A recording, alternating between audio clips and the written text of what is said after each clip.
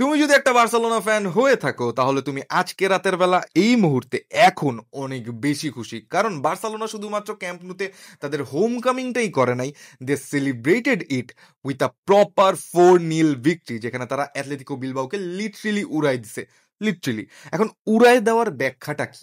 উড়াই দেওয়ার ব্যাখ্যাটা তো এমন না যে ভাই বার্সা আগে 4-0 গোলে জিতে নাই, কিন্তু উড়াই দিছে এই কথাটা আমি বলতেছি শুধুমাত্র একটা কারণে না, মাল্টিপল রিজনস আছে। এই গেমের মধ্যে আমরা অনেকগুলা মডিফিকেশন, অনেকগুলা ইন্ট্রোডাকশন অ্যান্ড অনেকগুলা চেঞ্জেস দেখতে পারছি, যেটা কিনা এই যে 4-0 ভিক্টরি সেটাকে আরো বেশি ভ্যালুয়েবল করে। আর তাদের পয়েন্টও এখন অনেক উপরে উঠে গেছে, লিটারেলি সমান সমানই হয়ে গেছে। তো সেই হিসাবে এই গেমের মধ্যে কি কি হয়েছে, কি কি চেঞ্জেস আসছে, কি কি ইন্ট্রোডাকশন এন্ড মডিফিকেশন নিয়ে আমরা কথাবার্তা বলবো, সব কিছু থাকবে এই ভিডিওতে। But before anything and everything ভাই, গতকালকে এবং আজকে এখন পর্যন্ত আমরা 4বার ভূমিকম্প অনুভব করছি, লিটারেলি 4বার, যেটা কিনা অনেক বেশি কনসার্নিং, অনেক অনেক বেশি কনসার্নিং। বাট আমি জানি না এটার প্রিকশনস কি, এবং আমি জাস্ট একটা জিনিসই দোয়া করতেছি যে ভাই আল্লাহ সবাইকে নেক হায়াত দান করুক, এই ধরনের বড় কোনো বিপর্যয়ের মুখোমুখি যাতে আমরা না হই, কারণ ঢাকা শহরের ওই দমটা নাই যে আমরা ওই জিনিসটা ডিল করতে পারবো। Literally everything's gonna get ruined. তো এই সব কিছু যদি সাইডে রেখে আমরা যদি নিজেদের নিজেদের জায়গা থেকে দোয়া করি, তাহলেই হয়তো কিছু একটা হবে। এবং other than that, let's talk about the game.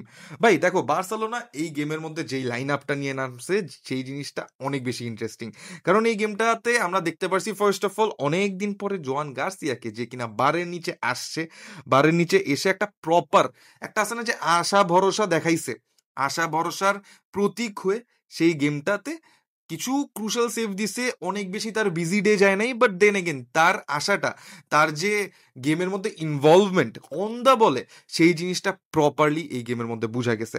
আমরা যদি ডিফেন্স লাইনের কথা বলতে চাই, আমরা ডিফেন্স লাইনে দেখতে পারছি যে ভাই এই জায়গায় হান্সি ফ্লিক একটা টুইক করছে, যেখানে আমরা দেখতে পারছি কুবার্সির সেন্টার ব্যাক পার্টনার ফার্স্ট হাফে হয়েছে জেরার্ড মার্টিন, আমরা লেফট সাইডে বালডেকে দেখতে পারছি, রাইট সাইডে দেখতে পারছি হচ্ছে কুন্ডেকে, এবং this game was particularly not designed to maintain the high line. Barcelona এই সিজনে থ্রু আউট দ্য টাইম এই জিনিসটা দেখছে যে তারা যতবার হাই লাইনে গেম খেলতেছে তারা এক্সপোজড হয়েছে, এবং even before this game, even before the international break, Barcelona এরকম 2-3টা গেম খেলছে যেখানে তারা হাইলাইন মেনটেন করার সাথে সাথে এমন একটা প্লেয়ারকে ডিপে খেলাইছে যে কিনা সাপোজ কোনো একটা বল হাইলাইনে ছুটে গেলে সেই বলটা ট্র্যাক ব্যাক করতে পারে। এবং প্রত্যেকবারই এমনও সিচুয়েশন হয়েছে যে ভাই হাইলাইন মেনটেন না হইলেও, তারা অফসাইড ট্র্যাপটা মেনটেন করতে না পারলেও এই ধরনের সিচুয়েশনগুলো মেনটেন করছে উইথ ফ্রেঙ্কি ডিয়ং। কিন্তু এই ম্যাচের মধ্যে ফ্রেঙ্কি ডিয়ং এবং পেদ্রি দুইজনের একজনও ছিল না, যারা কিনা লিটারেলি বার্সেলোনার মিডফিল্ডার বর্তমানের কান্ডারি। লিটারেলি ওদের ছাড়া বার্সেলোনার মিডফিল্ডটা এখন আমরা চিন্তা করতে পারি না। But even after all this, যে ভাই এই গেমের মধ্যে জেরার্ড মার্টিন যে কিনা একটা ফুল ব্যাক, তাকে আমি সেন্টার ব্যাক খেলাচ্ছি, এই গেমের মধ্যে আমি হাইলাইন মেনটেন করতেছি না, তারপর আমার এই গেমের মধ্যে 2টা ইম্পর্টেন্ট মিডফিল্ডার নাই, সাপোজ তোমার পেদ্রি নাই, তোমার ফ্রেঙ্কি ডি ইয়ং নাই, তুমি গাভিকে খেলাবা, তোমার এই গেমের মধ্যে গাভিও নাই। আগের ম্যাচে যেখানে বার্সেলোনার জন্য এরিক গার্সিয়া মোস্ট প্রবলি হচ্ছে গিয়ে সেন্টার ব্যাক পজিশনে খেলছে, সে এই গেমের মধ্যে ডিএম পজিশনে চলে আসছে। তো এইখানে আমরা দেখতে পারতেছি যে হান্সি ফ্লিক গেমের মধ্যে অনেকগুলা টুইক করছে, অনেকগুলা পজিশনাল চেঞ্জ করছে, এবং পজিশনাল চেঞ্জ করার পাশাপাশি সে ট্যাকটিক্যাল চেঞ্জটাও নিয়ে আসছে যে ভাই এই গেমটা আমরা পার্টিকুলারলি, হ্যাঁ, হাইলাইন মেনটেন করব, বাট আমরা ওই অফসাইড ট্র্যাপ মেনটেন করার জন্য যে হাই লাইনটা, যে আমার 4 ম্যান ব্যাক একসাথে খেলতেছে with a proper high line, সেই জিনিসটা করব না।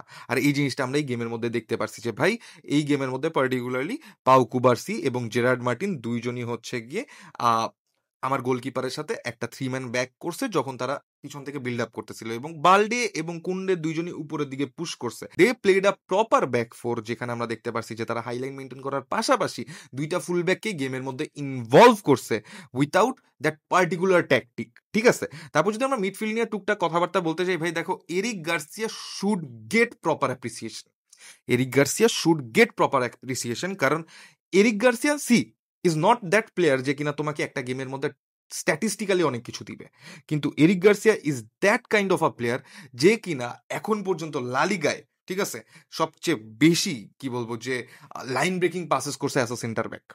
তার ওই পাসিং রেঞ্জটা আছে, এবং তার এই পাসিং রেঞ্জ এবং ডিফেন্সিভ এবিলিটির কারণেই তাকে হচ্ছে গিয়ে হান্সি ফ্লিক উপরে শিফট করছে, একটা সিডিএম রোলে খেলাইছে, এবং সে এই গেমের মধ্যে যেই পরিমাণ ডেপথ দিছে, যে যখন যখন হচ্ছে গিয়ে বাল্ডে উপরে উঠতেছে, বাল্ডে যদিও হচ্ছে ইনজুরির কারণে এই গেম থেকে বের হয়ে গেছে, বাট যখন যখন বাল্ডে উপরে উঠতেছে এরিক গার্সিয়া ওই স্পেসটা কভার আপ করতেছে।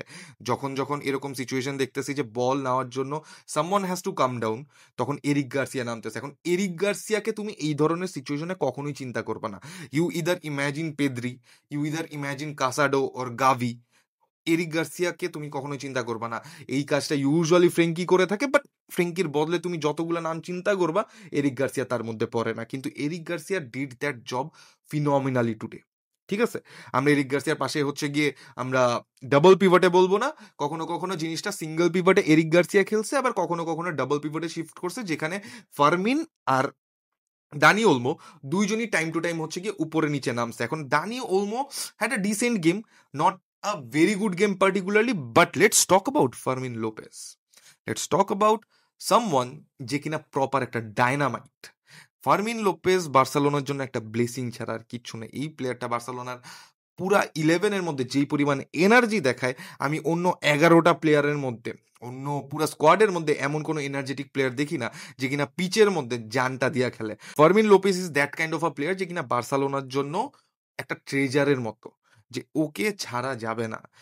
ইউ সেল এনি মিডফিল্ডার, বার্সেলোনার যদি কোনোদিন খরা হয়ে যায় যে তাদের টাকা পয়সা নাই, তুমি যে কোনো মিডফিল্ডার সেল করে দাও, but you can not sell Fermin Lopez. কারণ এই বান্দাটা প্রপার ডেডিকেশন দিয়ে মাঠের মধ্যে ফুটবল খেলে। আর এই গেমের মধ্যে আমরা দেখতে পারছি যে বার্সেলোনার যখন যখন একটা বক্স টু বক্স সিচুয়েশন করা লাগছে, সাপোজ বক্স টু বক্স সিচুয়েশনটা ইদার পেদ্রি করে আর ফ্রেঙ্কি করে বা ভাইস ভার্সা হয়, ঠিক আছে, কিন্তু ফার্মিন আজকে ওই রোলটা প্রপারলি পালন করছে। সে যখন হাফ স্পেসেও উঠছে, সে থার্ড ম্যান রানও বের করছে, এবং সে যতটা হচ্ছে নিউমেরিক্যাল অ্যাডভান্টেজ সেন্ট্রালি বার্সেলোনাকে দিছে, that is something you cannot imagine, you cannot just ask that from a midfielder. কিন্তু ফার্মিন লোপেজ সব কিছু দেয়। এই জিনিসটা Fermin Lopez day by day build করছে, ঠিক আছে, ডে বাই ডে সে দিয়ে আসছে, এবং through out the years he got developed. Say proper ডেভেলপমেন্টের মধ্যে দিয়ে গেছে, এবং সে প্রপার হচ্ছে গিয়ে বার্সেলোনার জন্য একটা কি অ্যাসেট হয়ে গেছে। But then again, other than that, Fermin এই গেমের মধ্যে একটা বাজে রকমের ফাউলের শিকার হয়েছে, যেখান থেকে পিছন থেকে এসে ওকে মেরে দিছে, and that was not something appreciable from anyone. এটা স্ট্রেট রেড কার্ড হওয়ার কথা ছিল, ফার্স্টে ইয়েলো দিছে, পরে রেড কার্ড দিছে, বাট দেন এগেন এটা দেখেই মনে হয়েছে যে ভাই এটা লাল কার্ড দিয়ে প্লেয়ারটাকে মাঠ থেকে বের করে দাও। আমি যদি গোলগুলা নিয়ে কথাবার্তা বলতে চাই, অ্যান্ড বিফোর দ্য গোলস, ঠিক আছে, লেটস টক অ্যাবাউট প্লেয়ার্স। ভাই প্লেয়ারদের আলাপ শেষ করে নেই। ফার্মিনের পরে যদি আমার বলা লাগে যে ভাই Lamine, see, Lamine is that kind of a player যে কিনা যদি জাউরামি এই নাচানাচি কুদাকুদি বাদ দেয়, ও যারে তারে গিলা খায় ফেলাবে, যারে তারে গিলে খেয়ে ফেলবে। ও যে দুইটা অ্যাসিস্ট দিছে এই গেমের মধ্যে, ফার্স্ট অ্যাসিস্ট ফারান তোরেসকে, সেকেন্ড অ্যাসিস্টও ফারান তোরেসকে, but the variation, the way he created those balls, this is absolutely banger ভাই, 100 অ্যামেজিং। এটা নিয়ে পার্টিকুলারলি অনেক বড় ব্যাখ্যা দিতে হবে না যে ভাই লামিন ইয়ামাল কতটা জোস ফুটবল খেলছে এই গেমের মধ্যে। বাট দেন এগেন আমার কাছে মনে হয়েছে যে ভাই কিছু কিছু জায়গায় লামিন অনেক বেশি চোখ করছে when it came to his own football. Statistically, suppose he made a few chances, ও দুইটা গোল বানাই দিছে, লিটারালি নলা তুলে দিছে ফারান তোরেসকে। বাট এই দুইটা জিনিস বাদে, when he went to 1v1 with the players, ও এই জায়গায় অনেক জায়গায় কট খাইছে, মেবি সাপোর্ট পায় নাই, বাট দেন এগেন এই ধরনের সিচুয়েশন গুলাতে maybe I did not see his best today. বাট লামিন ইয়ামাল যে জিনিসটা করছে ভাই, মাথায় হাত দিয়ে বসে থাকার মতো। বাট এই সব কিছুর সাথে সাথে আমরা যদি অ্যাপ্রিসিয়েশন দেওয়াই লাগে, of course we have to talk about Ferran Torres, যে কিনা অফসাইডেও গোল দিছে, বাট অফসাইডের বাইরেও দুইটা ইম্পর্টেন্ট গোল দিছে, clinical finish, and there was a chance যেখানে সে অফসাইডে গোল দিতে পারে নাই, ঠিক আছে। সে একটা 1v1 উইথ কিপার মিস করছে, এবং সে শুয়ে শুয়ে যখন একটা বাতাসে হচ্ছে গিয়ে শট চালাইছে, সেই বলটা গিয়েও বারে লাগছে, অ্যান্ড দ্যাট ওয়াজ হিলারিয়াস, হাস্যকর ছিল। বাট দেন এগেন ওটা এমনিও অফসাইড হয়ে গেছিল। আর আমি যদি লেভানডস্কির কথা বলতে চাই, যে ভাই লেভা ইজ সামওয়ান যে কিনা এভারগ্রিন, ঠিক আছে। এই গেমের মধ্যে ওর যে ইনভলভমেন্টটা নিউমারিক্যাল অ্যাডভান্টেজের দিক থেকে অনেক বেশি ইম্পর্টেন্ট ছিল, কারণ he was coming down to link up, কারণ ও জানতেছিল যে ভাই এই ম্যাচের মধ্যে যেহেতু পেদ্রি নাই, যেহেতু ফ্রেঙ্কি নাই, বল ডেলিভারিগুলো টাফ হবে। বল ডেলিভারিগুলো যদি টাফ হয় তাহলে ওর বল পাইতে কষ্ট হবে। এই কারণে অ্যাজ ইউজুয়াল ওর কাম ডাউন করতে হয়েছে, গেমের মধ্যে ইনভলভ হয়েছে অ্যান্ড অল আদার স্টাফ।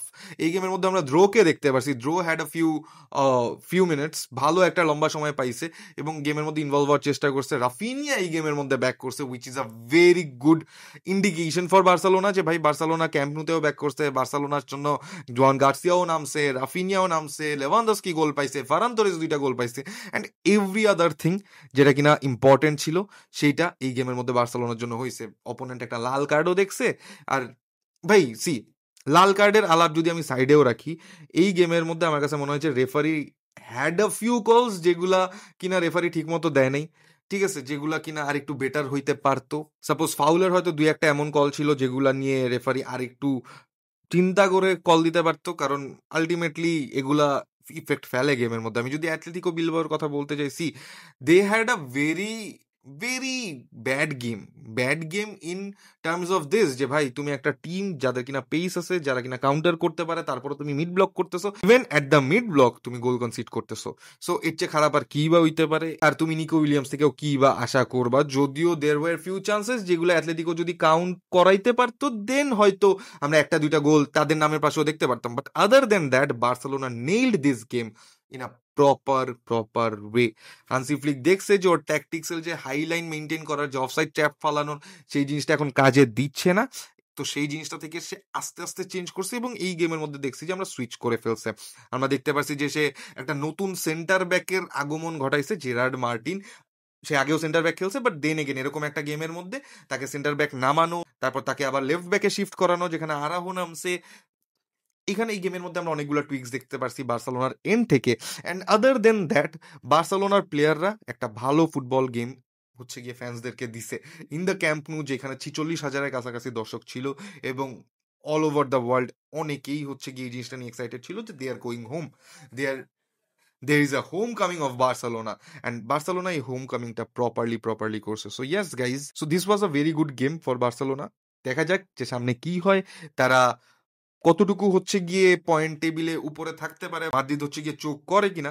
দেখা যাক যে এই বিষয়গুলো কিভাবে যায়। So yes guys, until the next time, আমি যদি কোনো ইম্পর্টেন্ট পয়েন্ট মিস করে গিয়ে থাকি, comment down below, and until the next time, tata.